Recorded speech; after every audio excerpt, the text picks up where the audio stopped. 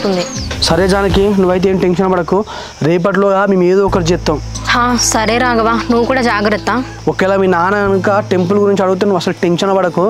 మీకు నాకు సంబంధం లేనట్టు అట్లా నార్మల్గా మాట్లాడు. సరే రాఘవ, నాన్న వచ్చే టైం అయింది, నేను లోపలికి వెళ్తా మరి. ఓకే బాయ్ జానకి, జాగ్రత్త.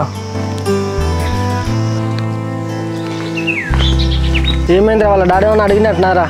సూరి, ఇంకానైతే వాళ్ళ డాడీ అయితే ఏం అడగలే అట్లా మన గురించి. అంటే శంకర్ గారు ఇంకా వాళ్ళ నాన్నతో చెప్పలే అన్నట్టేరా. సరేరా చింటూ, నువ్వేం టెన్షన్ పడకరా, నువ్వు ఇంటికి పోయా. ఏమి ఇంటికి పోవాలరా సూరి? అమ్మకు జ్వరం వచ్చిందిరా, అది మా గురించి బాగా ఆలోచించి టెన్షన్ పడుతుందిరా. అందుకే రా అమ్మకి అన్నీ చెప్పకంటే నువ్వేమో అన్నీ చెప్తావు. అమ్మ టెన్షన్ పడారా? ఈ గుళ్ళో పెళ్లి చేసుకున్నా కూడా చెప్పినావు ఏంది? ఇంతకుముందు ఎందుకురా డల్ ఉన్నావు అంటే చెప్పిండ్రా. అమ్మ ఒక్కతే ఉన్నా అంటాను వారా, టెన్షన్ పడుతుంది రా, పోయి ఆ డాక్టర్ కన్నా చూపెట్టుకో. సరే సూరి, మనం ఇక్కడ ఏం చెప్తావురా? స్నానం వస్తా అన్నారు, ఇక్కడ స్నానం చేస్తా అన్నాడు. వచ్చిన తర్వాత ఇద్దరం కలిసి పోతాం. సరే.